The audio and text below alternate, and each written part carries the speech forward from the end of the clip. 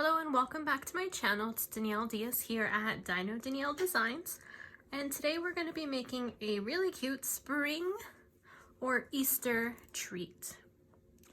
We're going to make this really cute welcome spring holder that holds 2 chocolate carrots. These are all the pieces that you're going to be needing. If you haven't prepared them yet, go ahead and pause the video, prepare, and then hit play. All the measurements can be found on my blog at dinodanielledesigns.com. All right, let's go ahead and get started. So the first thing we're going to do is our stamping. We're going to be using Memento Tuxedo Black ink. And we are going to stamp our bunny. And we are going to be stamping our flower. These are both from the Springtime Joy stamp set.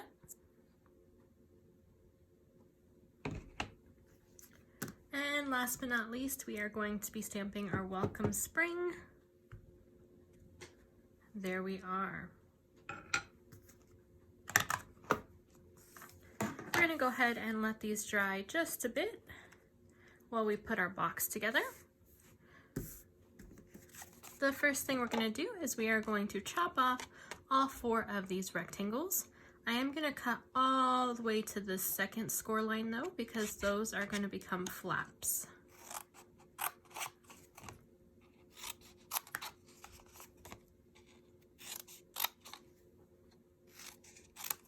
The same thing on all 4 corners.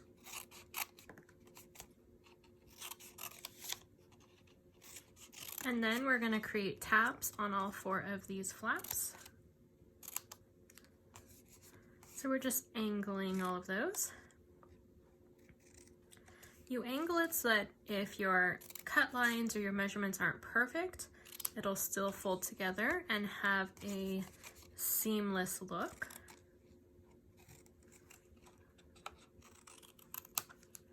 All right, there we go. Oops. Didn't mean to take my whole pad with me. Let me make sure. Yep, I'm still in frame. All right, while I fold this up, I'll tell you a little bit about this box. So this actually was part of the packaging for those chocolate carrots. And it actually holds 4, but I wanted this to be a little smaller. I wanted it to only hold 2. And so all I did was I took it apart, I flattened it out, and then I cut it right in half. So it does have a hole on the side, but we're going to cover that up with our Granny Apple Green piece of cardstock here. So we're going to go ahead and put some adhesive on these flaps, these small ones as well. And we're going to go ahead and put this together. So we're just going to place it on the center, and you're going to place the side flaps first.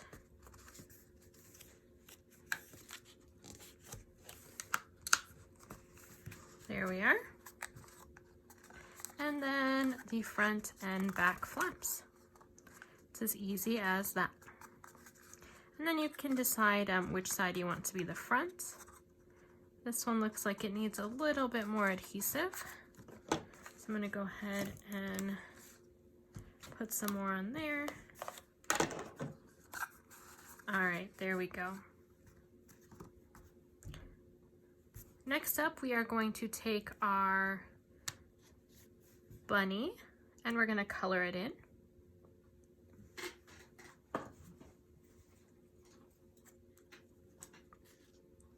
So first thing I'm going to do is I'm going to start off with some light smoky slate. I wanted to keep a white bunny. Reminds me of the one I got for Easter one year as a kid. But I did want to add a little bit of color, so I'm just adding a little bit of gray to some of these art lines. Just to add a little bit of dimension.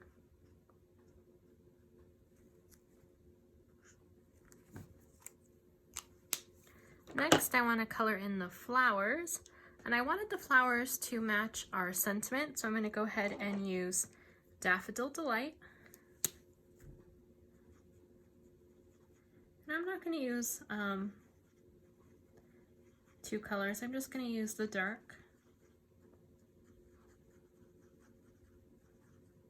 Oops, I accidentally got the leaves. No problem, I'll just color over them with our Granny Apple Green. And I'm going to start with the dark, and I'm going to go over those lines of the leaves. Get these ones as well. And then we're going to use our light Granny Apple Green to add the rest of the color in.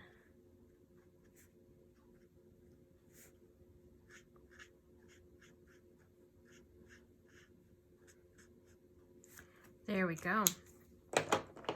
I'm going to use Flirty Flamingo for our flower. I'm going to use a little bit of the dark on this part here that overlaps, and the rest is going to be light.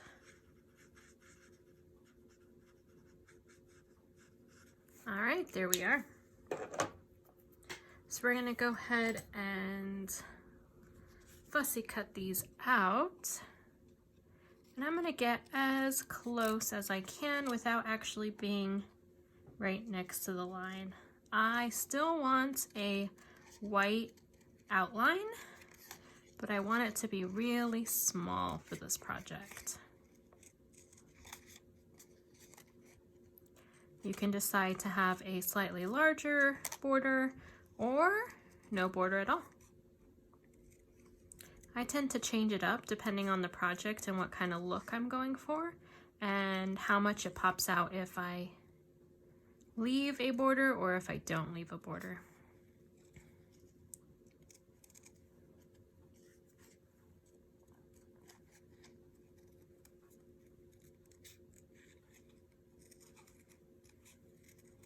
All right, almost done with our bunny.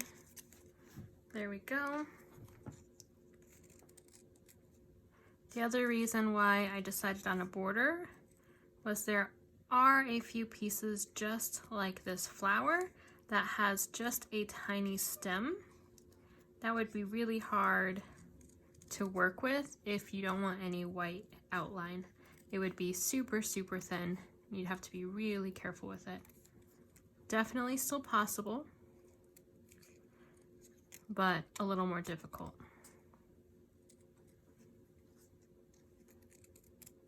If that was a plan, I would suggest just stamping it directly on to your piece and then using a darker color for the flower.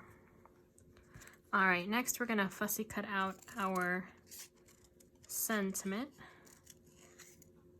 And I really liked this sentiment because it had two different fonts. I thought the fonts looked really good with the two different words, welcome, all caps, and like a generic kind of look to it, and then spring actually looks like it's springing. Like cursive and fun and jumpy.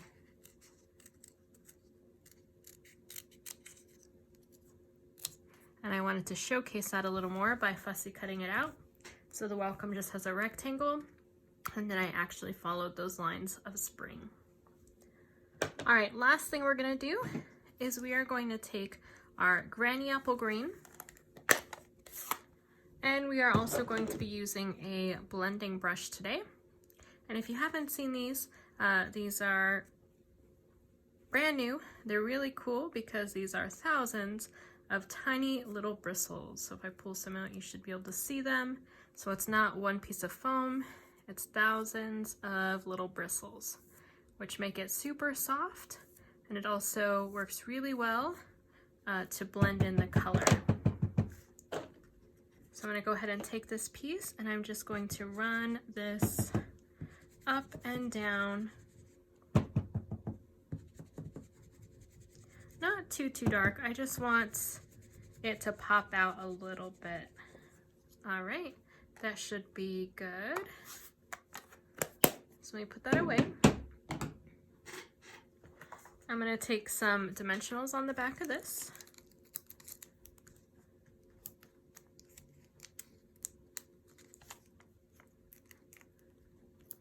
I don't know if you all have been watching WandaVision or Agents of S.H.I.E.L.D. Those have been two of the shows that I've currently been watching, and every time I use my dimensionals, it makes me think of the shows again. And if you watch them, you know exactly why. Alright, so I'm going to place this on the front here. See how that darker edge makes it pop out a little more?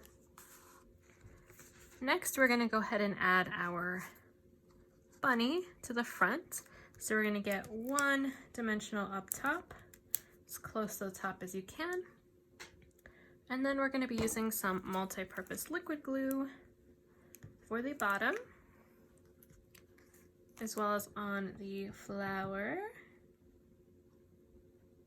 and on our sentiment.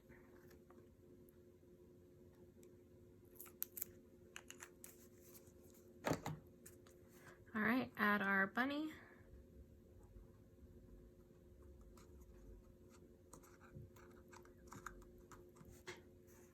Our flower. This is going to be going in the background. Sneak this in there. And then our sentiment's going to go right across the front.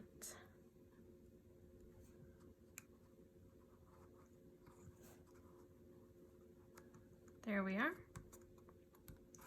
And we're all done. We'll go ahead and bring those carrots out. The carrots fit right in those holes. What do you think?